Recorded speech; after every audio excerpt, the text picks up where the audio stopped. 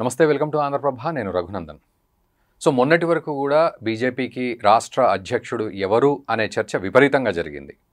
అయితే ఒక్కసారిగా అటు ఈటల రాజేందర్ అని, ధర్మపురి అరవింద్ అని, రఘునందన్ రావు అని, తర్వాత మళ్ళీ బండి సంజయ్ వస్తారని, లేకపోతే డీకే అరుణ అని, రామచంద్రరావు అని రకరకాల పేర్లు వినబడి లాస్ట్కు అందరూ కూడా అందరి ఆలోచనల కంటే కూడా అనూహ్యంగా ఒక నిర్ణయం వచ్చింది. ముఖ్యంగా రామచంద్రరావు గారి పేరు రావడం, ఆయన అధ్యక్షుడిగా ఉండడం, ఆ తర్వాత ఆయన ఎలా ప్రస్తుతం నడిపిస్తున్నారు పార్టీని అనే విషయం అందరూ చూస్తూ ఉన్నారు. సో ఈరోజు కరెక్ట్గా మాట్లాడాలంటే బీజేపీ గురించి పెద్దగా మాట్లాడుకునే పరిస్థితి అయితే తెలంగాణలో పెద్దగా ఏమీ కనబడట్లేదు అనేది కొంతమంది వాదన.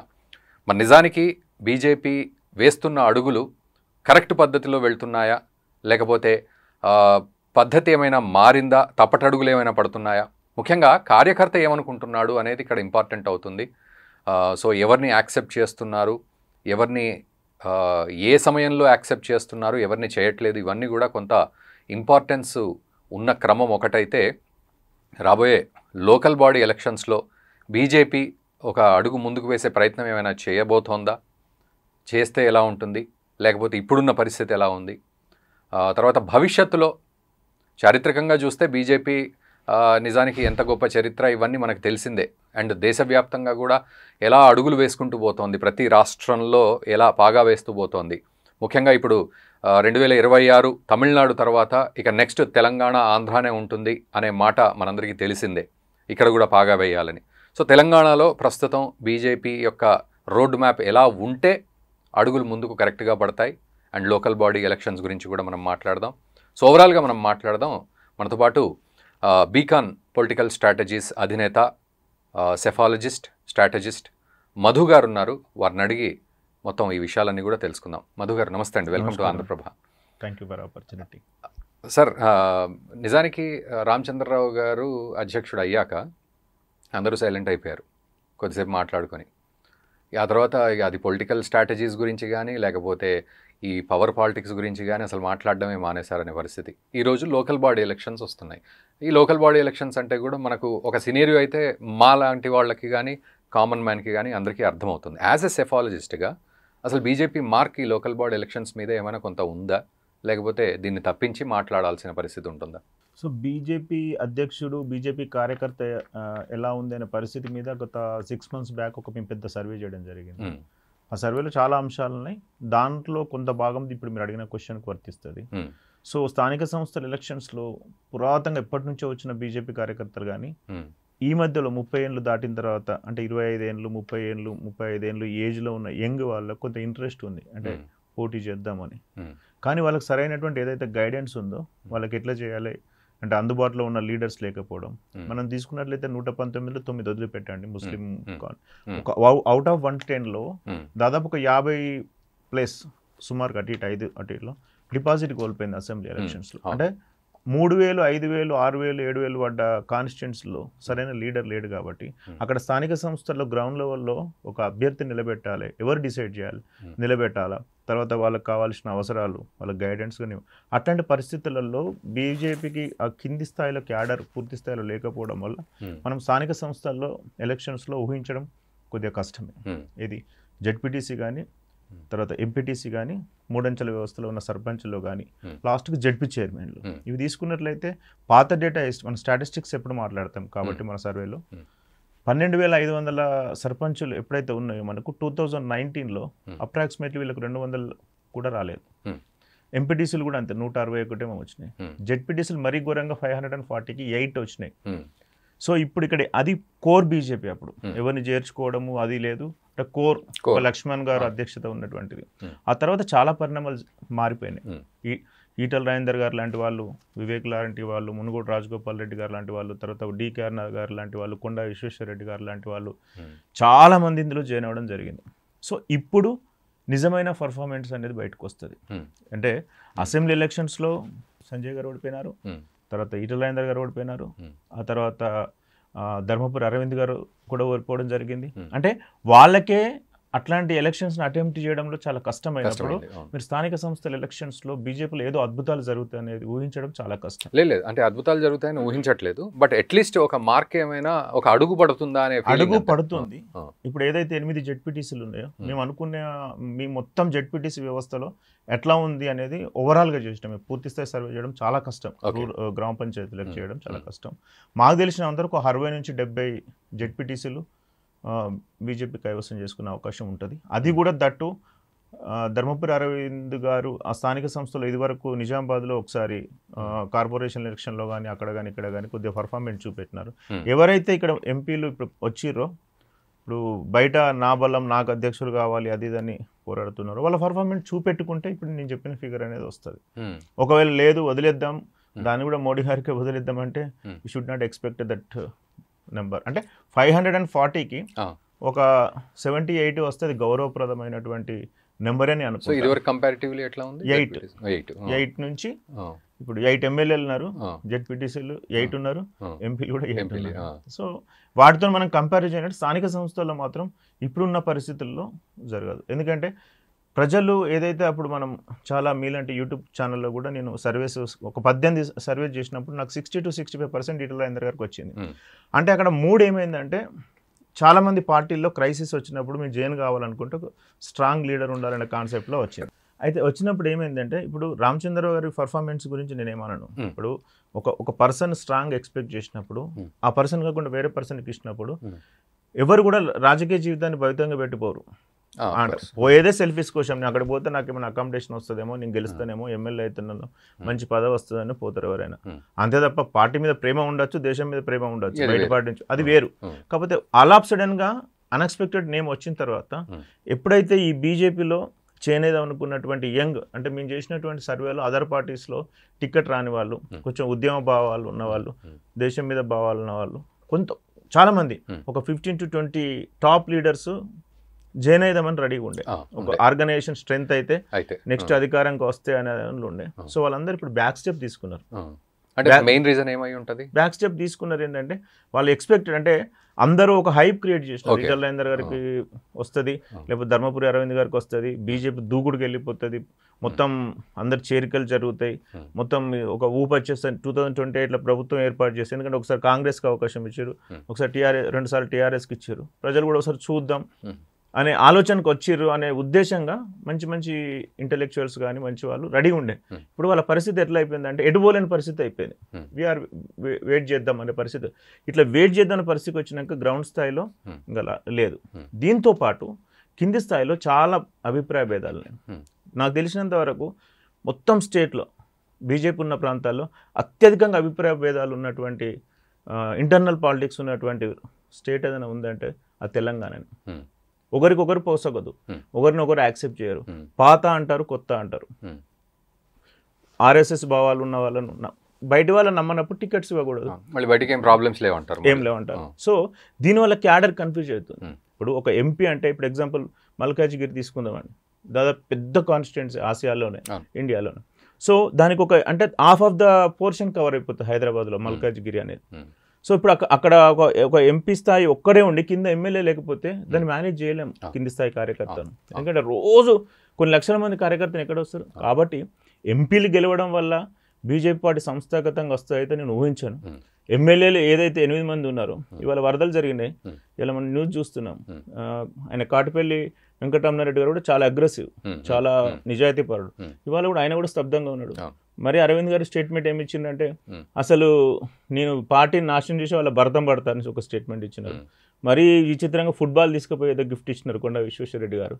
ఆయన నియోజకవర్గంలో పోతేనే ఆయన ప్రెసిడెంట్స్ ఈయన వచ్చేది కూడా ప్రోటోకాల్ పాటిస్తలేరని బహిరంగంగా వచ్చినాయి మనం చెప్పేది కదా. ఇలాంటి సిచ్యువేషన్లో క్యాడర్ ఏం అర్థం చేసుకుంటుంది, క్యాడర్ ఎక్కడ పోటీ చేస్తుంది? అయితే ఇక్కడ మేబీ అవుట్ ఆఫ్ క్వశ్చనా లేకపోతే అన్రిలేటెడా, బట్ కొంచెం ప్రీవియస్కి వెళ్తే ఇప్పుడు ఈటల రాజేందర్ గారు అధ్యక్షులు అవుతారు అని మీరు కూడా ఈవెన్ యాజ్ ఎ సెఫాలజిస్ట్గా మీరు కూడా మాట్లాడిన సందర్భం, అంటే మేము మాట్లాడినప్పుడు సారీ టు ఇంటరప్ట్, మేము మాట్లాడింది ఏంటంటే క్యాడర్ నుంచి క్యాడర్ అనేవాళ్ళు ఏం ఆలోచిస్తున్నారు. ఇప్పుడు వాళ్ళ అధికారం 43 సంవత్సరాలు దాదాపుగా పార్టీ స్టార్ట్ అయిన దగ్గర నుంచి 2, 3, 5, 7, 9, 7, 5, 3 ఏదో ఎంసెట్ ర్యాంకులు తర్వాత ఇది టెలిఫోన్ నెంబర్ లాగానే వచ్చినాయి తప్ప ఏ ఒక్క రోజు ఒక 20 సీట్లు 15 సీట్లు 16 సీట్లు డబుల్ డిజిట్ నెంబర్ వచ్చింది ఓన్లీ 99లో తెలుగుదేశం పొత్తుతో వచ్చింది. ఇప్పటి వరకు 40 ఇయర్స్ చరిత్రలో ఎక్కడో మణిపూర్, ఎక్కడో అస్సాం, ఎక్కడో ఈశాన్య రాష్ట్రాల్లో బీజేపీ ప్రభుత్వాలు వచ్చినాయి. కానీ తెలంగాణ ఫస్ట్ ఎంపీ గెలిచింది ఇక్కడ నుంచి జంగారెడ్డి గారు వరంగల్ నుంచి గెలిచినారు ఏకే పాటిల్తో. ఇద్దరే ఉన్నప్పుడు అప్పటి నుంచి కూడా ఒక చరిష్మా ఉండి కూడా రావట్లేదు. అంటే తెలంగాణను బీజేపీ పార్టీ ఎట్లా చూస్తుంది అంటే ఇక్కడ మనం దీన్ని హ్యాండిల్ చేయలేము, ఓన్లీ ఎంపీలప్పుడు కొన్ని ఎంపీలు తీసుకుంటే మనకు సెట్ అయిపోతుందని. ఎంపీ ఎలక్షన్లు అయిపోయిన తర్వాత అసెంబ్లీ ఎలక్షన్ల కోసం అసలు అసెంబ్లీ ఎలక్షన్స్లో మీరు లాస్ట్ హ్యాండిల్ చేయలేము అని ఎవరు అనుకుంటున్నారు? అంటే కేంద్రం పెద్దలు అనుకుంటారా, లేకపోతే అక్కడ వాళ్ళ దగ్గర వ్యూహాలు ఉన్నాయి, ఇక్కడ అమలు చేసేటువంటి స్ట్రాంగ్ లీడర్స్ లేకపోవడంలో చాలా ప్రాబ్లమ్స్ వచ్చినాయి. అదొకటి ఫస్ట్ పాయింట్. సెకండ్ పాయింట్ ఏంటంటే ప్రాంతీయ పార్టీలను ఎదుర్కోవడంలో బీజేపీ ఎప్పుడు విఫలమవుతుంది. అందులో తెలంగాణ ఉద్యమం, తెలంగాణ చరిత్ర, హిస్టరీ ఉన్నటువంటి బీఆర్ఎస్ని ఎదుర్కోవడంలో 10 సంవత్సరాలు ఉంది కాబట్టి ఖచ్చితంగా బీజేపీ ముందే పసిగట్టింది. అంటే ఇది కొంచెం టఫ్ సిచ్యువేషన్ అనే ఉద్దేశంగానే వదిలేసింది. కాకపోతే ఎంపీ ఎలక్షన్స్ అప్పుడు ఒక 5 or 6 వస్తే that may be add to the NDA అనుకున్నారు తప్ప లేదు. కానీ ఇప్పుడు తెలంగాణ ఏర్పడిన తర్వాత ఇది స్తబ్దంగా ఉన్నది. అంటే ఈ పీరియడ్ అనేదాన్ని తటస్థ పీరియడ్ అంటాం. కాంగ్రెస్ అట్లే ఉంది, ఇక్కడ అట్లే ఉంది, బీఆర్ఎస్ అంటే ఉద్యమ పార్టీ బీఆర్ఎస్లో కూడా అట్లే ఉంది. ఇది వండర్ యాక్చువల్గా. అంటే అసలు రాజకీయ నాయకులను చూస్తే ఒక్కొక్కసారి అంటే కొంతమంది రాజకీయ నాయకులు డిస్కస్ మమ్మల్ని అడుగుతారు ఏంది అసలు ఏం పరిస్థితి అంటే తటస్థ పరిస్థితి, ఎటు పోలేము.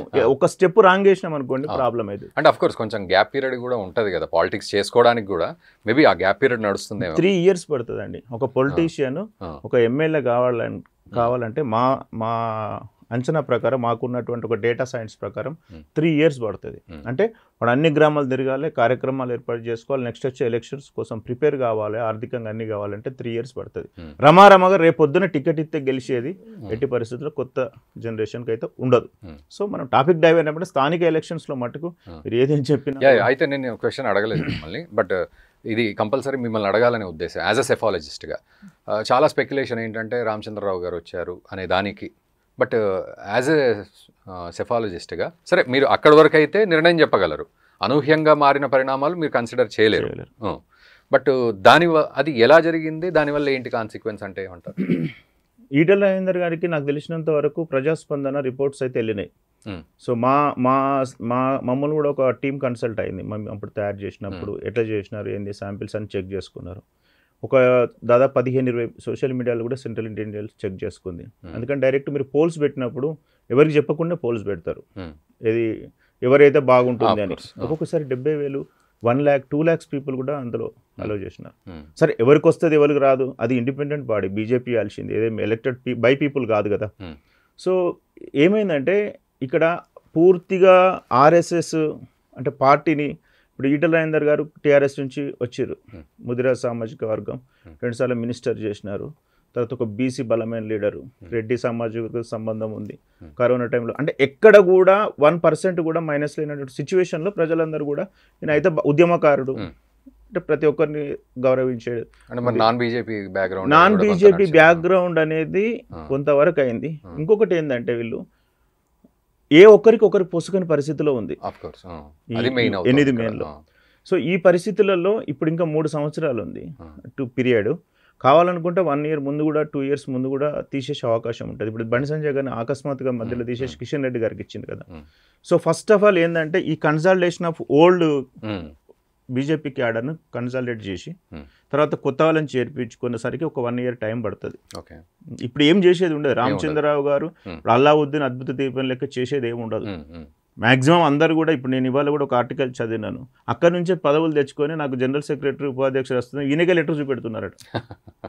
ప్రెసిడెంట్ అంటే this is not not criticising anyone, that is the article which I saw in the YouTube. But అంటే మీరు అన్నట్టు రామచంద్రరావు గారు కూడా సస్టైన్ చేస్తూ వెళ్ళడం ఆయన ఇప్పుడు ప్రస్తుతం చేస్తున్న ఆయన సస్టైన్ కూడా ఈ కొత్త పార్టీలను జాయిన్ చేసుకోవడంలో సస్టైన్ కంటే ఫస్ట్ ఆఫ్ ఆల్ ఉన్న ఆ పాత ఎప్పటి నుంచో ఉన్న బీజేపీ కార్యకర్తలను అట్లీస్ట్ వాళ్ళని కనెక్ట్ అయ్యి కాపాడుకుంటే ఈ జాయిన్ అయిన వాళ్ళు ఇప్పుడు మొన్న గువ్వల బాలరాజు గారు జాయిన్ అయినారు. అట్లాంటి వాళ్ళకు గువ్వల బాలరాజు గారు ఉద్యమకారుడు, ఈటెల రాజేందర్ గారు ఉద్యమకారుడు, అట్లీస్ట్ ఆ సింక్ అన్న వస్తే 1 by 1 ఒక్కొక్క కట్టె పోగు చేస్తే 2 ఏళ్ల వరకు స్ట్రెంత్ అయిన వస్తే నాకు తెలిసినంత వరకు బీసీసీఎం అనౌన్స్ అనేది ఖచ్చితంగా మళ్ళీ చేయాల్సిందే. ఎందుకంటే బీసీ అనేది ఇప్పుడు హార్ట్ కోర్ ఆఫ్ ద ఉన్నది. కాంగ్రెస్లో అసలు పెట్టిన వాళ్ళు టీఆర్ఎస్ అనేది అయితే బీసీ సిస్టంలో పోదు. ఎందుకంటే అయితే కేటీఆర్ గారిని ప్రమోట్ చేయగలుగుతారు, లేకపోతే కేసీఆర్ని ప్రమోట్. బీసీ ముఖ్యమంత్రి అనే దానికి ఒకే ఒక స్కోప్ ఏదైతే ఉందో వాళ్ళ బ్రహ్మ పదార్థం అదే. మేబీ నాకు తెలిసినంత వరకు ఇప్పుడు క్యాబినెట్ ఎక్స్పాన్షన్ కూడా ఇంకొక 6 monthsలో జరగచ్చు. లేదు అంటే ఏదైనా మంచి పొజిషన్ ఇచ్చి ఇంకొక 1 year ఎలక్షన్స్, 6 months ఎలక్షన్స్ అప్పటి వరకు కొంత స్ట్రెంత్ అయితే అప్పటి వరకు కూడా ఇంకేమైనా ఫాల్స్ ఉంటే చూసి ఏదైనా క్రైసిస్ కనుక టీఆర్ఎస్లో వస్తే, అంటే ఇది ఇంకా మనం నెక్స్ట్ టాపిక్ లాస్ట్ డిస్కషన్ చేద్దాం. క్రైసిస్ ఏదైనా టీఆర్ఎస్లో రావడం కానీ, ఏదైనా ఆరోగ్యం బాగాలేకపోవడం కానీ, కేసీఆర్ గారిది కొంచెం యాక్టివ్నెస్ తగ్గడం వల్ల కానీ, లేకపోతే కాంగ్రెస్లో ఏదైనా క్రైసిస్ కనుక వస్తే డెఫినెట్గా బీజేపీకి ఆ ఒక్క అవకాశం అయితే ఉంటుంది. అంటే అది ఎట్లా అంటే ఇంకా ఏదో అది మన చేతిలో. అంటే ఇప్పుడు మన పర్ఫార్మెన్స్ కంటే పక్కన వీక్నెస్ మీదనే మన కొన్ని సందర్భాలు డిపెండ్ అయి ఉంటుంది. కాకపోతే అప్పుడు ఏం చేస్తారంటే ఆల్టర్నేటివ్గా గమనించి, సో స్లోగా బాలరాజు గారి వీడియో కూడా ఆడియో వైరల్ అయింది కదా, ఎట్లయినా 2 అలయన్స్లో వెళ్ళిపోతున్నాయి, సో మనమే ముందు జాయిన్ అయితే అయిపోతుంది కదా టికెట్ మనకి. అంటే సో ఒక్కొక్కరు థాట్ ప్రాసెస్ ఒక్కొక్కటి ఉంటుంది రఘు గారు. కాబట్టి it is too early to discuss, but the strategies అయితే ఎక్కువ లేవు, 3 ఉన్నాయి. అయితే పవన్ కళ్యాణ్ గారి జనసేన, తెలుగుదేశం, బీజేపీ పోవడం ఇది ఆల్రెడీ ఫెయిల్యూర్ సినారియో. ఇది వరకు అలయన్స్లో ఒప్పుకోరు. చంద్రబాబు నాయుడు గారు ఒకవేళ ఇక్కడికి వస్తే అది ఎవరికి హెల్ప్ అవుతుంది అంటే బీఆర్ఎస్కి హెల్ప్ అవుతుంది. బీఆర్ఎస్ కేసీఆర్ గారు బ్రహ్మాస్త్రం ఒక్కటే వదులుతారు. సో మేబీ దీని పోర్ అనుకుంటున్నా. సెకండ్ ఏంటంటే అయితే బీఆర్ఎస్తో అలయన్స్ పెట్టుకోవాలి. బీఆర్ఎస్తో అలయన్స్ పెట్టుకోవాలనుకున్నప్పుడు కాంగ్రెస్ పార్టీ ఖచ్చితంగా వాళ్ళకి ఇప్పుడు చేసుకుంటూ వెళ్తుంది. ఓకే, యావరేజ్ స్కోర్తో వెళ్తుంది. ఇంకా 3 సంవత్సరాలు ఉంది కాబట్టి మేబీ వాళ్ళు మెల్లగా గెట్ ఆన్ అవుతారేమో. వాళ్ళకు వీళ్ళిద్దరు అలయన్స్ అయితే మాత్రం ప్రజలకు చెప్పుకుంటేందుకు ఒక అవకాశం అయితే ఉంటుంది. ఎందుకంటే ఇన్ని స్కాములు చేసిరు అన్నారు, అదన్నారు, ఇదన్నారు, జైల్లో పెట్టిరు, ఇద్దరు కలిసిరు అన్నారు. ఇదొకటి. 3వ సినారియో ఇండిపెండెంట్గా పోవడం. ఇండిపెండెంట్గా పోతే మీకు తెలుసు పర్ఫార్మెన్స్ 8 కాస్త ఇంకొక 8 అవుతుంది కావచ్చు, 16 మేబీ. అది అప్పటి వరకు రీఆర్గనైజేషన్ బిల్లు కనుక 153 వచ్చినాయి అనుకోండి, ఆ 18-20 అనేది పెద్ద ఇంపాక్ట్ చూపెట్టాలి. ప్లస్ ఇంకొకటి ఏంటంటే పెద్ద ఛాలెంజర్ గారు, మహిళా బిల్లు వస్తుంది, 1 నేషన్ వస్తుంది, జమిలీ ఎలక్షన్స్, తర్వాత బైఫర్గేషన్ డీలిమిటేషన్ వస్తుంది. అంత కన్ఫ్యూజన్ గందరగోళంలో ఉన్నప్పుడు దీన్ని ఎట్లా ఆపరేట్ చేయడానికి ఒక లీడర్షిప్ క్వాలిటీస్ అనేది కావాలి. ప్రజెంట్ అయితే అది లేదు ఇక్కడ. ఎందుకంటే టీం వర్క్ కానీ, కోఆర్డినేషన్ కానీ, అక్కడ ఉన్నటువంటి ఒక స్ట్రాటజీ చెప్తే దాన్ని ఇంప్లిమెంట్ చేసేటానికి ఉన్నప్పుడే ఇది వర్కౌట్ అవుతుంది. ఇప్పుడు ప్రేమేందర్ రెడ్డి గారిది టికెట్ ఇచ్చినారు, ఎమ్మెల్సీ టికెట్, అది గెలవాల్సిన పొజిషన్ 2 సార్లు ఇచ్చినారు. అంటే ఇప్పుడు మీరు అన్న ప్రకారం చూడాలంటే కుండబద్దలు కొట్టి చెప్పాలంటే అసలు ఇప్పుడు అటర్ ఫ్లాప్ స్టేజ్లో ఉన్నట్ట బీజేపీ. ఇప్పుడున్న పరిస్థితిలో అయితే బీజేపీ అనేది 4 సిగ్నల్ మధ్యలో వెయిట్ చేస్తుంది, క్రాస్ రోడ్లో ఉంది. అంటే ఇప్పుడు ఇటు గ్రీన్ పడుతుందా, అటు గ్రీన్ పడుతుందా, అటు గ్రీన్ పడుతుందా, some times maybe it goes back also, U turn తీసుకొని అట్లా. కాకపోతే నేను అనుకునేది ఏంటంటే either it is a crisis in BRS or Congress వచ్చినప్పుడు మాత్రం ఆపర్చునిటీ వస్తుంది. ఆపర్చునిటీ వచ్చినప్పుడు అంటే నేను రామచంద్రరావు గారిని పదే క్రైసిస్ అని కాదు, కానీ ప్రత్యక్షంగా లీడర్షిప్ క్వాలిటీస్ అంటే అడ్మినిస్ట్రేషన్ పవర్ ఉన్నప్పుడు ఇది పాసిబుల్ అవుతుంది రావు గారు. అంటే ఆయనకేందో ఒకసారి ఎమ్మెల్సీ గెలిచినాడు, దాదాపు బీజేపీ పార్టీ పుట్టినప్పటి నుంచి కూడా ఒక నిబద్ధత కార్యకర్త. అంటే ఆయన బీజేపీ అంటే ఒక సిద్ధాంతాలు నమ్మే వ్యక్తి, కానీ ప్రజలకు అది ఉండదు. ఇప్పుడు పాలిటిక్స్ అని చేంజ్ అయిపోయినాయి, అన్ని పాలిటిక్స్ డైనమిక్స్ అయిపోయినాయి. ఇప్పుడు ఒక నిమిషం ఇప్పుడు ఈ స్టూడియోలో మనం కూడా మాట్లాడుతున్నాం, బయటికి వెళ్ళిన తర్వాత మళ్ళీ ఇంకో కొత్త ఛాలెంజ్ వస్తే మళ్ళీ మన స్ట్రాటజీ మార్చుకునే సిస్టమ్ ఉన్నప్పుడే ఇలా పొలిటీషియన్ అనేటువంటి వెళ్తారు. ఇలా ప్రతి రాజకీయ నాయకుడు వానికి స్వతంగా నేనే స్ట్రాటజీస్ని అనుకుని పోవడం వల్లనే ఓడిపోతున్నారు. మీరు చూడండి, ఇంత మంచి గాడుపులో కూడా జగ్గారెడ్డి గారు ఓడిపోయినారు, జీవన్ రెడ్డి గారు ఓడిపోయినారు, పోవడం వీరయ్య గారు ఓడిపోయినారు. అంటే ఏంటి ఓవర్లుక్ మనం గెలుస్తాంలే అనే ఒక ఓవర్లుక్. ఎగ్జాక్ట్లీ. అంటే ఇప్పుడు వాళ్ళు గెలిస్తే ఇవాళ మినిస్టర్స్ ఉండే పరిస్థితి వస్తుంది. అంటే ఎప్పుడు కానీ పొలిటికల్ సిస్టమ్ అనేది ఎప్పుడు ఎట్లా మారుతుంది అనేది మనకు తెలియదు. కాకపోతే టూ ఇయర్లీ టూ డిస్కషన్, పెద్ద స్ట్రాటజీస్ అవసరం లేదు. ఒక స్ట్రాటజీ అనేది కూటమి అయితే వర్కౌట్ కాదు. కూటమి బీఆర్ఎస్ ప్లస్ అవుతుంది. ఒకవేళ బీఆర్ఎస్ అలయన్స్ పెట్టుకుంటే కాంగ్రెస్ ప్లస్ అవుతుంది. ఒకవేళ తర్వాత అలయన్స్ పెట్టుకున్నట్టే అయ్యే పరిస్థితి ఇంటర్నల్గా ఏమైనా ఒప్పందం ఉంటే మాత్రం కొంచెం బీఆర్ఎస్ వర్సెస్ బీజేపీ ఇద్దరు కలిస్తే గవర్నమెంట్ ఫామ్ చేసి ఉంటాయి. ఒంటరిగా పోతే ఇంకొక ఆపర్చునిటీ కూడా ఉంది. నాకు మొన్న దాదాపు ఒక 10-15 మంది ఇంటలెక్చువల్స్ నేను కలిసి చేసినప్పుడు ఈటల రాజేందర్ గారు లాంటి వాళ్ళు అందులో ఉండి ఒక్క మల్కాజ్గిరికి ఎందుకు చేయాలా, బయటకు వచ్చే పార్టీ పెట్టి ఉద్యమకారులు చాలా మంది ఇప్పుడు మనం చూస్తున్నాం, మార్వాడి గోబ్యాక్, అది ఇది ఉస్మాన్ యూనివర్సిటీలో, తర్వాత రాజగోపాల్ రెడ్డి గారు లాంటి వాళ్ళు ఎంతమందో ఎన్నో రకాలుగా ఉన్న వాళ్ళని కలిసినందుకు లీడర్ కావాలని చూస్తున్నారు. ఇక్కడ బీఫామ్ రాని వాళ్ళు ఆ పార్టీ వీళ్ళందరూ కలిసి ఒక ప్రాంతీయ పార్టీకి స్కోప్ ఉంది రఘు గారు ఇక్కడ. కానీ ఎవరు పెడితే సక్సెస్ అవుతుంది అంటే ప్రజలు నమ్మి వాళ్ళకి హిస్టారికల్ చరిత్ర ఉండి ఎంతో కొంత ఎవడు 100% మంచిగా ఉండరు, 50% అట్లీస్ట్ క్రెడిబిలిటీ బీసీ బ్యాక్ ఉన్న వాళ్ళు పెడితే 100% సక్సెస్ అవుతుంది. So that is the one of the opportunity. అది పెడతారా పెట్టరా అనేది ఆయన ఇష్టం. అయితే అంటే ఆయన మీన్స్ ఆయన కానీ ఇంకా వేరే వాళ్ళు కానీ కొండా విశ్వేశ్వరరెడ్డి లాంటి వారు ఉద్యమాలు ఉన్న వాళ్ళు. సో ఇప్పుడు వాళ్ళు ఏం చేయాలో తెలియలేని పరిస్థితిలో ఉన్నారు, నడుస్తున్నాయి. ఇప్పుడు స్వేచ్ఛ లేదు. అయితే గెలిచినప్పుడు కూడా రగ్గారు మన ఇద్దరం కలిసి ఇంటర్నల్గా ఉన్నప్పుడు బలం ఉండదు, నేను బయటికి వెళ్తే బలం ఉంటుంది.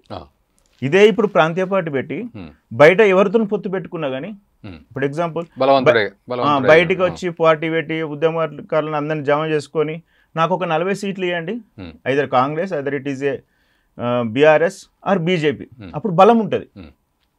ఆ 40లో 20 30 గెలిచినా కానీ ప్రభుత్వంలో పాత్ర ఉంటే ప్రజలకు కూడా న్యాయం జరుగుతుంది. ఎందుకంటే ఆ ఇచ్చే టికెట్లు కానీ కొంచెం మంచి తెలంగాణకు సంబంధించిన వాళ్ళకి ఇస్తే కొద్దిగా ప్రజలు నమ్మే పరిస్థితి. బట్ అఫ్ కోర్స్ మీరు అన్నట్టు జరగకపోవచ్చు.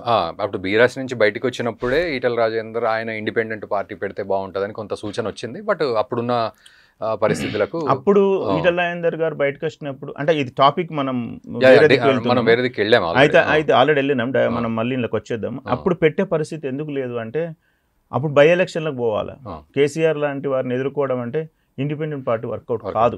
దానికి నేషనల్ పార్టీ అయితేనే అన్ని 6 నెలలు జరుగుతున్నా ఎలక్షన్లతో బయట పడే పరిస్థితి. చట్టపరంగా కొన్ని ఇబ్బందులు ఆ రోజు కనుక బయటకు వచ్చి పార్టీ పెట్టి ఆయన ఓడిపోయింది అనుకోండి, రాజకీయ జీవితంతో పాటు ఇంకోసారి ప్రాంతీయ పార్టీని కూడా నమ్మేటువంటి పరిస్థితి ఉండదు.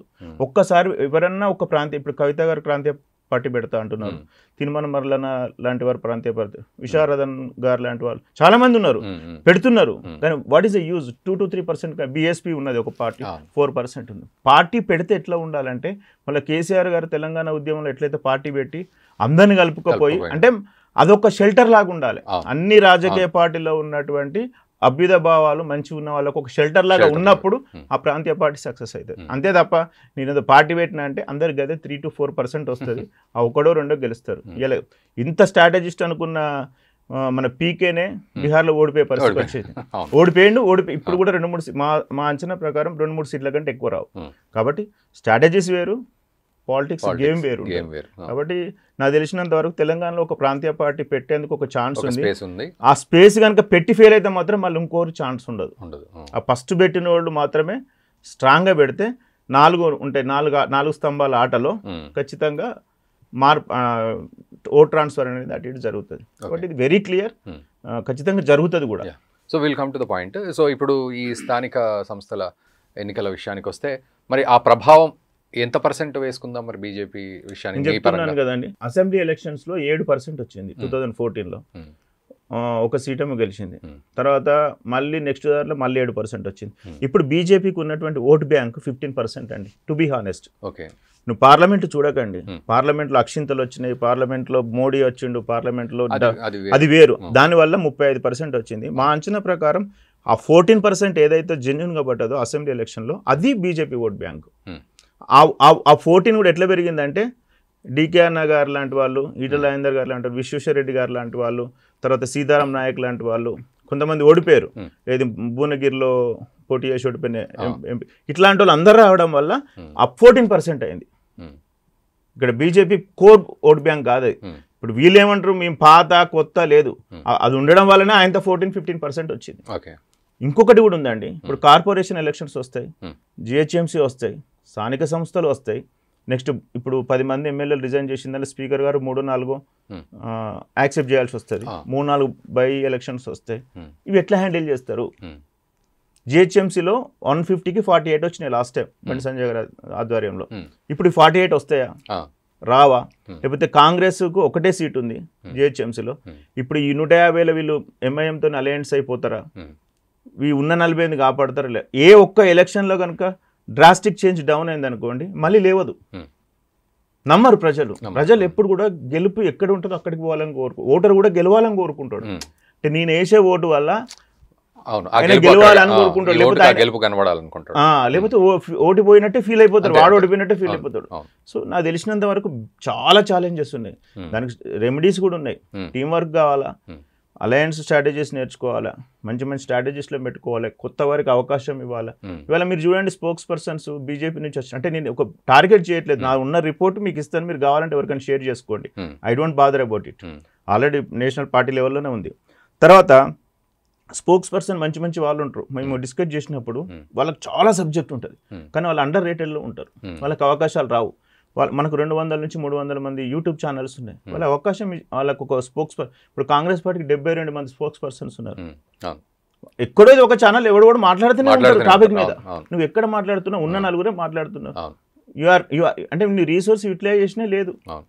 అంటే ఇట్లా సంస్థాగతంగా కూర్చుండి ఒక పద్ధతి ప్రకారం ఒక్కొక్కటి బీజేవైఎం ఎక్కడ ఉంది, ఏబీవీపీ ఏం ఆర్గనైజేషన్ చేస్తుంది, ఫీజులు పెరుగుతుంది, అంటే వాళ్ళ పరంగా ఆలోచించి మేమంతా యాక్టివ్గానే ఉన్నాం, ఆస్పిరెంట్స్గానే ఉన్నాం అని మాట్లాడుతుంటారు వీళ్ళు. ఇప్పుడు మీరు అన్న బీజేవైఎం కానీ ఈ స్పోక్స్ పర్సన్స్ లిస్ట్ కానీ అఫీషియల్గా వాళ్ళు కూడా మీరు చూడండి. ఇప్పుడు రగ్గారు కంటెంట్ ఎట్లా పోతుంది, సో మీడియా ద్వారా పోతుంది, మార్వాడి గో బ్యాక్ ఉంది, ఎవరిది పోతుంది, సంజయ్ గారిదే పోతుంది ప్రతి దాంట్లో.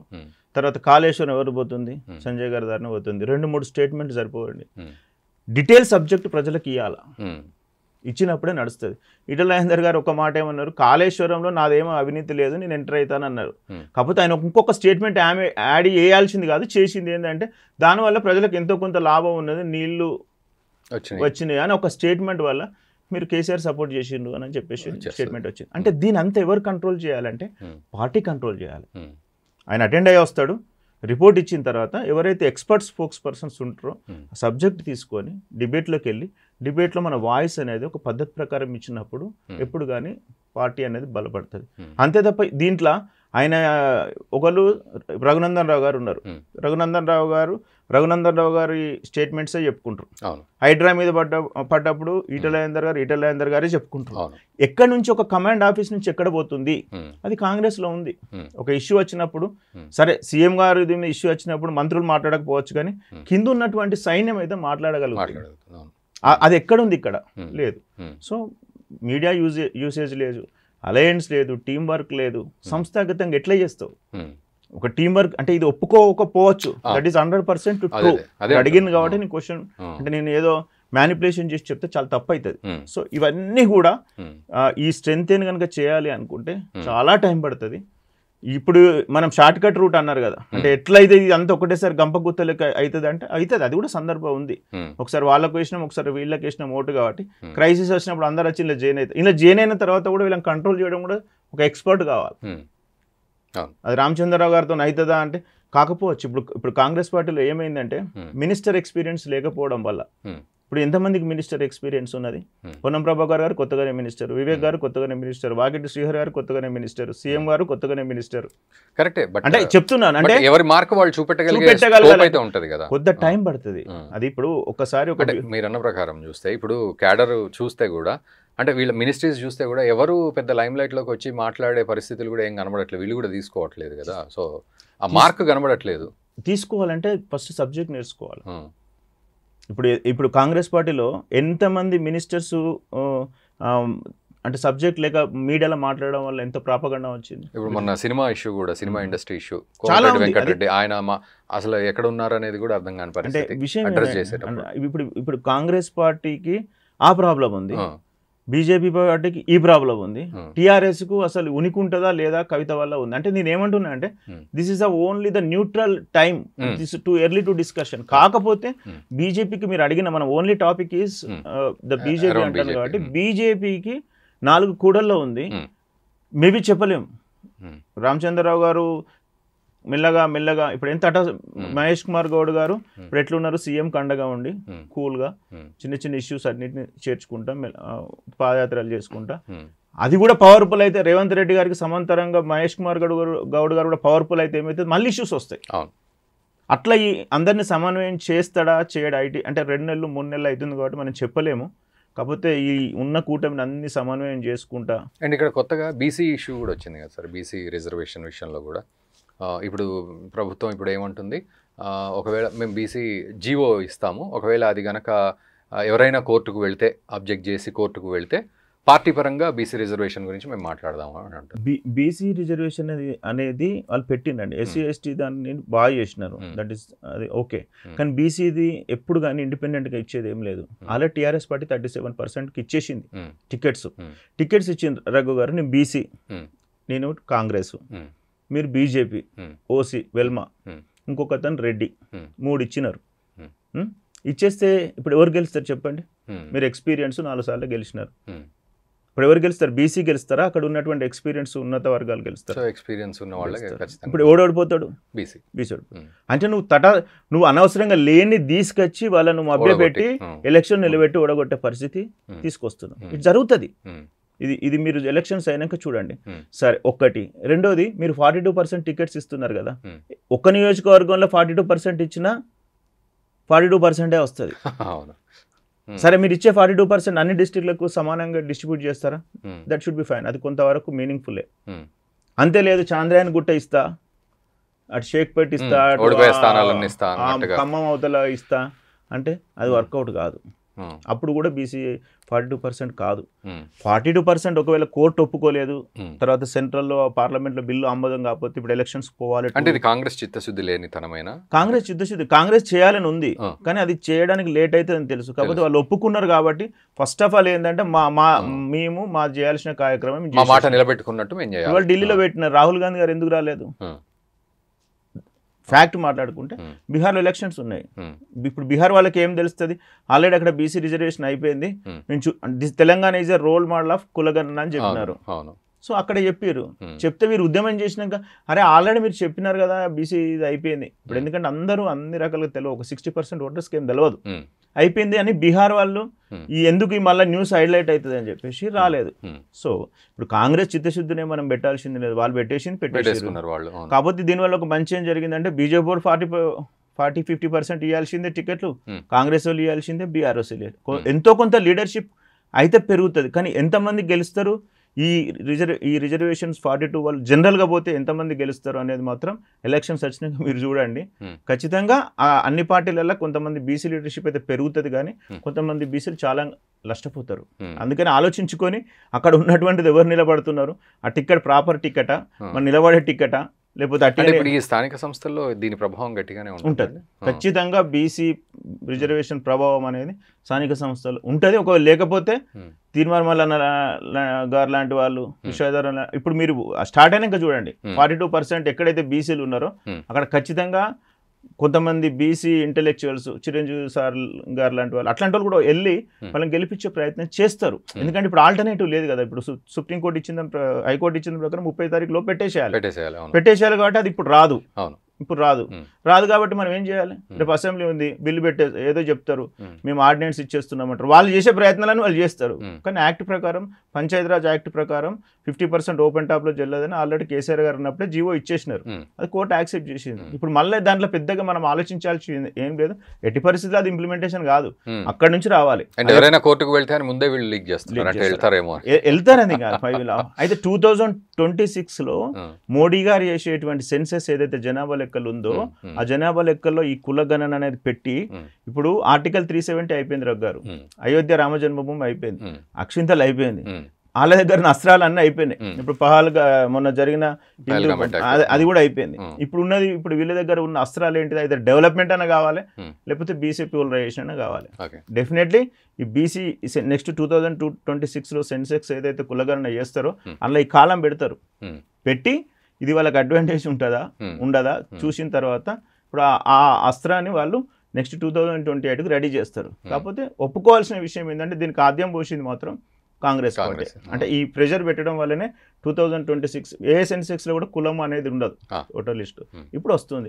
అయితే ఇక అన్ని రాష్ట్రాలు మరి దానికి ఎట్లా స్పందిస్తాయి? ఒకవేళ బ్రహ్మాండంగా చేసినాము అనుకున్నారు అనుకోండి, 2028లో మోడీ 4.0 మీరే చూస్తారు. అదొక అవకాశం కూడా ఉంది. అంటే ఇప్పుడు ఈ బ్రహ్మాస్త్రాలను అంటే కాంగ్రెస్ కి ఆ క్రెడిట్ ఏముండదా? ఇంప్లిమెంటేషన్ అక్కడ చేయాలి కదా పార్లమెంట్ లో. బట్ మేమే పోరాడడం తెలంగాణ అనేది ఎగ్జాంపుల్ అయింది అన్నట్టు. అంటే ఇప్పుడు తెలంగాణ తెచ్చింది టీఆర్ఎస్ పార్టీ, కాంగ్రెస్ పార్టీ ఇచ్చింది, సుష్మా స్వరాజ్ గారు కొట్లాడారు. మరి వీళ్ళు ఎక్కడ యూజ్ చేసుకున్నారు? ఓకే. సో ఇది కూడా అదే పంథాలో వెళ్తుంది అంటారు. ఇప్పుడు ఎవరైతే ఇస్తారో వాళ్ళకి క్రెడిట్ ఉండాలి, ఎవరైనా కొట్లాడుతారో వాళ్ళకి అక్కడ ఆ టైంలో ప్రజలు ఎవరు నమ్మితే వాళ్ళకి ఓటేస్తారు. కాకపోతే అన్ని పార్టీలలో బీసీలు ఉన్నారు కాబట్టి బీసీ ఓటు 80% స్ప్లిట్ అవుతుంది. సో ఇక్కడ సింగిల్ లైన్లో అడిగితే మన ఈ రెస్ట్రిక్టెడ్ టాపిక్లో మరి ఇప్పుడు ఈ స్థానిక సంస్థల ఎన్నికల్లో ఇప్పుడు ఈ 12,000, 5,000, 500 ఇవి చూసుకున్నట్లయితే సో ఎవరి పాత్ర ఎక్కువగా ఉండబోతుంది విజయంలో? నాకు తెలిసినంత వరకు అంటే ఇది టూ ఎర్లీ, ఇప్పుడు దగ్గరలో ఉన్నాం కాబట్టి చెప్పచ్చు. ఇప్పుడు మీరు అడిగిన క్వశ్చన్స్కి అప్పుడు మీరు మీ సర్వే రిపోర్ట్లో ఈటల రాజేందర్కి ఎందుకు రాలేదంటే అది ప్రజలు ఇచ్చేది కాదు, అది పార్టీ ఇచ్చేది కాబట్టి మేబీ అది ఫెయిల్ కావచ్చు, మార్పు జరిగింది. ఎందుకంటే అన్ని రకాలుగా మేము చెక్ చేసుకునే ఇచ్చినాం. ఇక్కడ ఏంటంటే ఒక 70 బిలో 100 మాత్రం జెడ్పీటీసీలు వస్తాయి ఫస్ట్. సెకండ్ ఏంటంటే ఎంపీటీసీలు దీనిలో కూడా ఒక 5 to 6% వస్తాయి. యాక్చువల్గా పోయినసారి టీఆర్ఎస్కి వచ్చింది 68 to 70% అండి, సర్పంచులు కానీ ఎంపీటీసీలు కానీ, సుమారుగా చెప్తున్నాను, నాకు అక్యురేట్ తెలియదు. ఇప్పుడు కాంగ్రెస్ వాళ్ళు కొంత భయపడుతున్నారు వాళ్ళే కాబట్టి ఇంకో 10% తగ్గియండి. 10% తగ్గిస్తే ఎంత అవుతుంది? 55 to 60%. 55 to 60% నాకు తెలిసినంత వరకు అధికార పార్టీలో ఉన్నది కాబట్టి కాంగ్రెస్కి వస్తుంది. నెక్స్ట్ బీఆర్ఎస్ ఇప్పుడు ఎట్లయినా ఉన్నా లేకున్నా ఏదో ఒక అస్త్రం కింది స్థాయిలో గట్టిగా ఉంది. ఇప్పుడు బీఆర్ఎస్ లో సర్పంచ్లు ఉన్నారు, ఒక్కొక్క దాంట్లో 4-5 బీఫామ్ ఉంది, క్యాడర్ ఉంది, ప్లస్ కొంతమంది ఎమ్మెల్యేలు ఉన్నారు, 36-37 మంది ఎమ్మెల్యేలు ఉన్నారు, అంటే ఇంకా 10 దిశయంగా. వీళ్ళందరూ ఖచ్చితంగా ఎంతో కొంతమందిని గెలిపించుకోవాలి కదా. ఆ గెలిపించుకున్న క్రమంలో ఒక 30 to 40% బీఆర్ఎస్కి వస్తుంది. ఇంకా మ్యాజిక్ జరిగి అటు ఇటు అయితే మాత్రం 45-50 అయితే ఉంటుంది. కాకపోతే ఎప్పుడు కానీ అధికారంలో ఉన్న వాళ్ళు ఒక 70% వస్తేనే మన అనాలిసిస్ ప్రకారము ప్రజలు యాక్సెప్ట్ అంటే ఉంటుంది, లేకపోతే ముందు ఇంకా డ్రాప్ అనేది. ఇంకొక ఇంట్రెస్టింగ్ పాయింట్ చెప్తాను. ఇప్పుడు గెలిచిన వాళ్ళు ఎవ్వరు కూడా సర్పంచులు కానీ ఎంపీటీసీలు కానీ జెడ్పీటీసీలు కానీ ఇంక్లూడింగ్ జెడ్పీ చైర్మన్ కానీ ఎవరు ఉండరు. ఎలక్షన్ మీరు 6 months బిఫోర్ చూసుకోండి, వాళ్ళు కూడా 4 సేమ్ బీజేపీ పార్టీ ఎట్లయితే 4 సిగ్నల్ మధ్య ఉన్నదో వాళ్ళు కూడా నిలబడి చూస్తాను, ఫస్ట్ మనం గెలుద్దాము అప్పటి వరకు. ఎందుకంటే అది అలవాటు చేసింది ఎవరు? వీళ్ళే ఎమ్మెల్యేలు ఎంపీలే అలవాటు చేశారు, అటు జంపవాడు ఇటు జంపవాడు. సో మేము ఒక దాదాపు 200-300 మంది సర్పంచ్లను కలిసినాం, పోటీ చేసి ఆస్పిరెంట్స్ కలిస్తే ఫస్ట్ గెలుద్దాము, ఎవడు ఉంటాడు, నెక్స్ట్ ఇంకో అధికారం అయితే అందులోకి పోదాం. ఇప్పుడు 20 లక్షలు 25 లక్షలు లేని సర్పంచ్ కారాదు, 25 లక్షలు ఇప్పుడు ఇక్కడ పెడతాడు, ఎవడు ఇవ్వాలి? ఇప్పుడు కొత్త గెలిచిన ఎమ్మెల్యేలే ఉన్నారు కాంగ్రెస్ పార్టీలో, వాళ్ళు పెట్టుకున్నంత పరిస్థితి కూడా లేదు, ఎందుకంటే వాళ్ళు 10 ఏళ్ళు అధికారం లేరు. బీఆర్ఎస్ 10 ఏళ్ళ అధికారంలో ఉంది, కొంతవరకు పెట్టుకోగలుగుతుంది. బీజేపీ అసలు లేనేలేదు పరిస్థితి. ఎవరు పెట్టాలి? ఒక ఎంపీ ఎంతమందికి పెట్టాలి? ఇప్పుడు డీకే గారు పెట్టాలంటే మహబూబ్నగర్ జిల్లాలో మొత్తం పెట్టాలంటే దాదాపు ఒక 200-300 కోట్లు అవుతాయి, పెట్టలేరు ఎవరు. సో దీనికోసం ఏంటంటే వీళ్ళు కూడా 4 రోడ్ల మధ్య నిలబడి నెక్స్ట్ వచ్చే 6 నెలల ముందు ఎప్పుడు ఏ అధికార పార్టీ అయితే వస్తుందో అలా జంప్ అయిపోతారు. మీరు చూడండి, మళ్ళీ ఎలక్షన్ల ముందు మళ్ళీ దీన్ని రీప్యాక్ చేసుకోండి. 60 to 70% జెడ్పీటీసీలు కానీ ఎంపీటీసీలు కానీ సర్పంచ్ కానీ ఇప్పుడు గెలిచిన వాళ్ళు, ఈ పార్టీ నుంచి గెలిచిన వాళ్ళు మళ్ళీ ఆ పార్టీలో ఉండరు. That is true. Okay. So ఫైనల్గా సార్, ఇప్పుడు రాబోయే ఇంకా ఎలక్షన్స్లో మరి బీజేపీ పెర్ఫార్మెన్స్ ఏ విధంగా ఉండబోతుంది మనకు తెలంగాణ విషయానికి వచ్చి? 2028 వరకు పుంజుకుంటుందండి. ఎందుకంటే ఇప్పుడు రామచంద్రరావు గారు, ఇప్పుడు మనం ఎక్కడ కూడా ప్రెసిడెంట్ పవర్ఫుల్ అయితేనే వ్యవస్థ నడుస్తుంది అనుకుంటున్నాం, వ్యవస్థ నడుస్తుంది, వ్యవస్థలో జాయిన్ అవుతారు అనుకుంటున్నాం. కాకపోతే మ్యాక్సిమం జాయిన్ అయ్యేందుకు అంటే కాంగ్రెస్లో హెవీ కాంపిటీషన్ ఉన్నది, 5-6 ఉన్నారు. అప్పుడు కూడా అధ్యక్ష పదవి మార్పు ఉంటుంది. ఒక 6 months ముందు నాకు తెలిసినంత వరకు బీసీసీఎం అనౌన్స్ చేసి ఒక 1 year నాకు తెలిసి 3 అంటే ఇంకొక 8 months టైం ఉంటుంది కదా, ఆ 8 months లోపల బీసీసీఎం అనౌన్స్ చేసి ఒక మేనిఫెస్టో పెట్టేసి మంచిది, డబుల్ ఇంజిన్ సర్కార్ అని పెట్టి అప్పుడు సెన్సెక్స్ అయిపోతుంది, తర్వాత ఈ మహిళా రిజర్వేషన్ ఒక క్లారిటీకి వస్తుంది, తర్వాత డీలిమిటేషన్ క్లారిటీకి వస్తుంది, వాళ్ళకు ఒక డాష్ బోర్డ్ తయారు చేసుకొని క్లియర్గా దీన్ని ఎట్లా ఎగ్జిక్యూట్ చేసే క్యాపబిలిటీ ఉన్న వాళ్ళకు ఇస్తూ సీఎంను అనౌన్స్ చేస్తూ బీసీసీఎంను అంటే పేరు చెప్పారు బీసీసీఎం అని పెట్టి ఈ పక్క పార్టీలలో బీఫామ్స్ రాని వాళ్ళు ఎవరైతే ఉన్నారో ఇప్పుడు మీరు ఏం చేసినా కానీ కింది స్థాయిలో లీడర్లను తయారు చేయడం అసాధ్యం అండి. ఏది ఇప్పుడు కొన్ని ఏరియాలలో అసలు లేరు బీజేపీ కార్యకర్తలకు సరైన ఎవరైనా ప్రాబ్లం అంతా పోయేటోళ్ళు లేరు. మళ్ళీ అంతో కొంత ఆ కాంగ్రెస్ వాళ్ళతో పరిచయాలతో పోయి ఏదో వాళ్ళకు పని చేసుకున్న పరిస్థితి ఉంది. కాబట్టి ఈ ఎవరైతే బీఫామ్స్ రాకుండా ఉంటారో ఇప్పుడు నాకు ఇక్కడ టికెట్ రాదని డిసైడ్ అయ్యారనుకో అలా ఆటోమేటిక్గా ఆప్షన్ ఏముంటుందంటే బీఆర్ఎస్ మన బీజేపీకే వస్తారు. సో ఇట్లా ఈ మొత్తం డాట్స్ అన్ని ఫుల్ చేసుకొని చివరికి ఎలక్షన్లకు పోతే, కాకపోతే ఇంకొక అడ్వాంటేజ్ ఏంటంటే అక్కడ మోడీ గారి సర్కార్ కనుక వస్తే వీళ్ళకి ఒక 30-40 సీట్లు వచ్చినా కానీ గోవాలో జరిగినట్టు ఇంకా అక్కడెక్కడెక్కడో జరిగినట్టు రెగ్యులర్ సిద్ధాంతం ప్రకారం స్ప్లిట్ అయిపోతుంది. అండ్ మీరు ఇందాక అన్నట్టు ఆ 3 ఆప్షన్లు కనుక ఛాన్సెస్ ఉన్నాయి కాబట్టి so what ever which ever is possible. ఈ స్ట్రాటజీని తప్ప ఇంకా వేరే కొత్త స్ట్రాటజీ అయితే మీ దగ్గర లేదు. అయితే ఇండివిజువల్ కూటమి లేకపోతే ఇండివిజువల్ లేకపోతే బీఆర్ఎస్ తో పొత్తు లేకపోతే ఏదైనా ప్రాంతీయ పార్టీ ఉంటే వాళ్ళతో వీళ్ళే పెట్టించి ప్రాంతీయ పార్టీతో పెట్టుకోవడం లేదు. ఇంకా 5వ ఆప్షన్ ఏంటంటే ఇదంతా చూసుకుంటూ ఇండివిజువల్గా పోయి ఓ 30-40 సీట్లు తెచ్చుకొని దాన్ని ఉండడం అనేది ఇది ఒక ఆప్షన్. ఇంతకుమించి పెద్ద స్ట్రాటజీస్ బ్రహ్మ విద్య అయితే వీళ్ళ దగ్గర ఏం లేవు, ఇప్పుడైతే ఏం కనిపిస్తలేవు కూడా. కాకపోతే ఇంకొకటి ఏంటంటే వీళ్ళు ఉద్యమాలు చేయరు, బీఆర్ఎస్ వల్ల అటో ఇటో కొట్లాడతారు కదా. ఏమున్నా హిందూ నినాదం పోయిందండి, ఇక ఎక్కువ రోజులు ఉండే పరిస్థితి లేరు. రాజాసింగ్ గారు లాంటి వాళ్ళు బయటకు ఎప్పుడైతే పంపించిండ్రో అక్కడ కొట్టేసుకున్నారు. తర్వాత బీసీ ముస్లిమ్స్ కలిసింది అని చెప్పేసి స్టేట్మెంట్లు ఎప్పుడైతే ఇచ్చారో 42%లో ముస్లిమ్స్ ఎట్లయినా ఉండరు, ఓకేనా. బీసీ ఓటు స్ప్లిట్ అయిపోతుంది. సో వీళ్ళ దగ్గర ఒక ఆప్షన్ ఏంటంటే ఇప్పుడున్న పరిస్థితులలో టీం వర్క్ చేసుకుంటూ మంచి టాలెంట్ ఉన్న అవకాశం ఇచ్చి అధికారంలోకి రావాలని ఒక తపన ఉండి కార్యకర్తలను ప్రోత్సహించుకుంటూ కింద గ్రౌండ్లో కార్యకర్తలు 24 గంటలు రెడీ చేసేందుకు బీజేపీకి ఉంది సైన్యం, కానీ ఇక్కడ లేదు.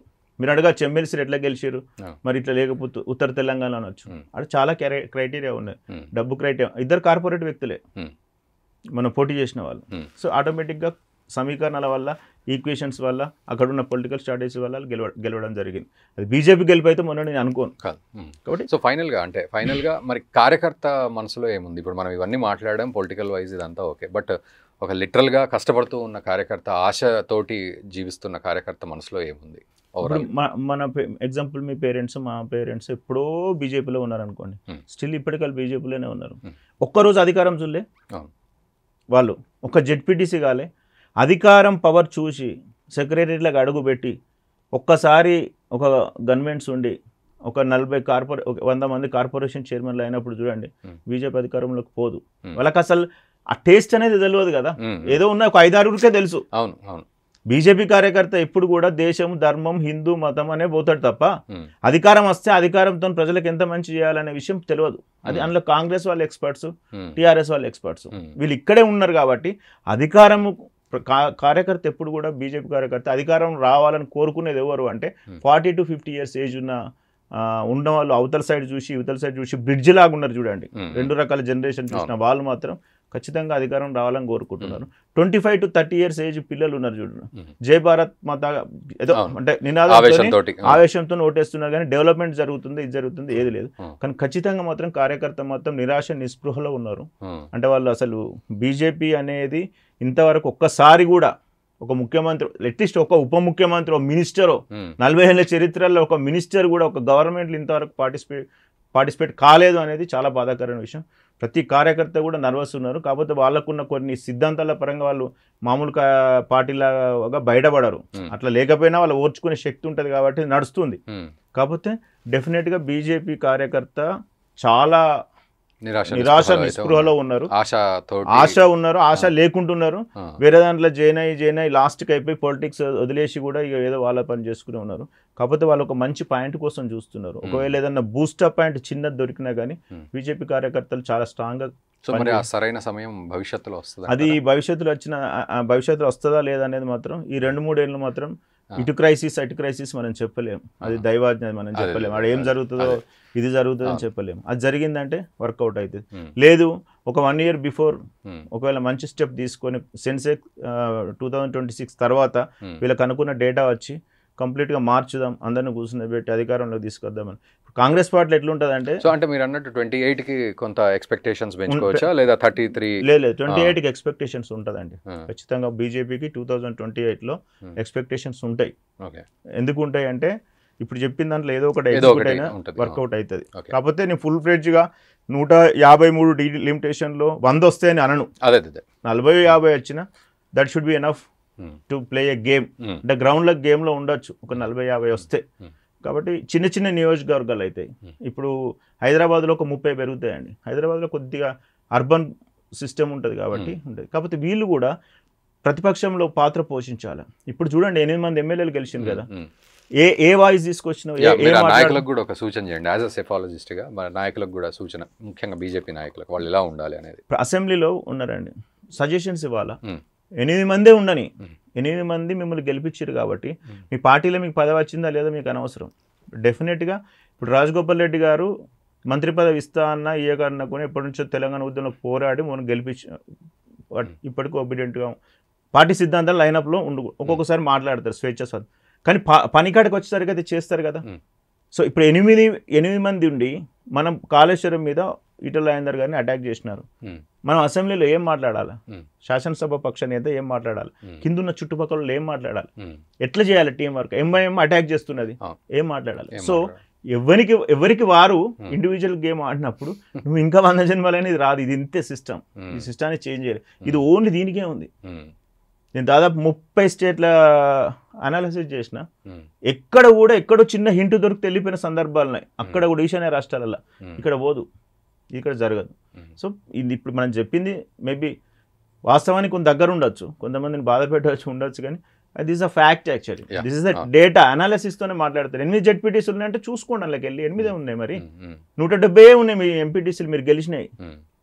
మీరు ఇంత మొత్తం కొట్లాడుతున్నారు కదా, భారతదేశానికి ఎన్ని సమస్యలు ఎన్నో సొల్యూషన్స్ ఇచ్చిన బీజేపీ పార్టీ మాట్లాడుతుంది, మరి ఎందుకు రాలేదు మీకు?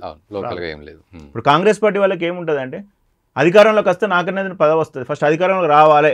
అట్లీస్ట్ మనం ఎన్ని కొట్లాడుకున్న మంచిది రూమ్లో, బయటికి వెళ్ళిన తర్వాత మన టార్గెట్ అల్టిమేట్ పవర్. వాళ్ళకి ఒకటే కాన్సెప్ట్ ఉంటుంది, it is a good concept. ఇక్కడ వీళ్ళ దగ్గర ఏముంటుంది అంటే వాడు గెలవద్దు, మనం గెలవాలి. ఇప్పుడు రఘునందన్ రావు గారు ఆయన ఇండివిజువల్ క్యాలిబర్తోని 50%తో ఉప ఎన్నికల్లో గెలిచిండు. ఈటల రాజేందర్ గారికి 50% పార్టీ గెలిచిరు. నాగార్జున సాగర్లో ఎందుకు పోయింది డిపాజిట్? మునుగోడులో దగ్గర టైట్గా చెదిగిపోయింది. అదే మునుగోడులో ఒక మామూలు పాత కార్యకర్తకి ఇచ్చి చూడండి, గెలుస్తారా? డిపాజిట్ రాదు.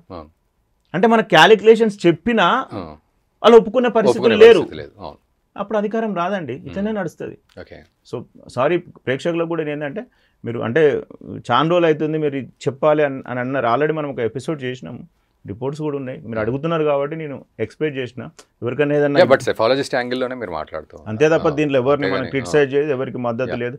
ప్లస్ ఇంకోటి ఏంటంటే పార్లమెంట్లో కూడా స్టేట్కి సంబంధించిన యూరియా కొరత ఉంది, అది తీసుకురండి, ఫస్ట్ కొట్లాడండి. అది ఎవరికి క్రెడిట్ వస్తుందో అది భగవంతుని గరిక, తర్వాత సంగతి. మాట్లాడండి పార్లమెంట్లో, పాస్ అనకండి, మనకు అవసరం లేదు అనకండి, ఉండండి, ఆడ ఉంటే తెలుస్తుంది సబ్జెక్టు. చూద్దాం మీరు అన్నట్టు మరి ఈ వీడియో ప్రకారం కనుక ఆలోచిస్తే మరి ఎంతమంది నాయకులు దీన్ని ఇదిగా తీసుకుంటారు, దాన్ని ఎంతమంది విభేదిస్తారో కూడా ఒకసారి. మేము గంటలు కన్సల్టేషన్ చేస్తున్నాం గారు, దే విల్ యాక్సెప్ట్. మార్నింగ్ నుంచి మళ్ళీ అట్లే ఉంటుంది. ఓకే, కాబట్టి డెఫినెట్గా 2 ప్రభుత్వాలు కలిస్తేనే ప్రజలకు న్యాయం జరుగుతుంది. సెంట్రల్ ఇక్కడ ఏ మధ్యలో ఒకటి పోయినా కానీ పోతుంది.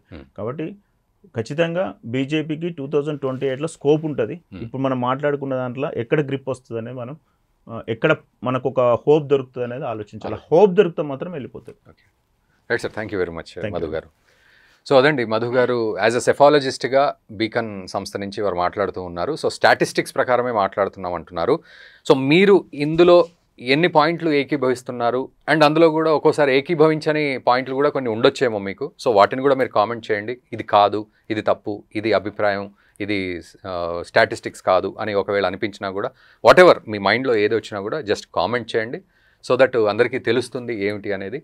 అండ్ ఒకవేళ ఈ వీడియోలో నిజాలు ఎక్కువగా ఉన్నాయి అంటే మరి దానికి ఎలాంటి సొల్యూషన్స్ ఉండాలి, ఇవన్నీ కూడా మీరు ఒకసారి కామెంట్ చేయండి. అండ్ ఈ వీడియోని మీ మిత్రులకు కూడా షేర్ చేయండి, మా ఛానల్ సబ్స్క్రైబ్ చేయండి. Thank you very much.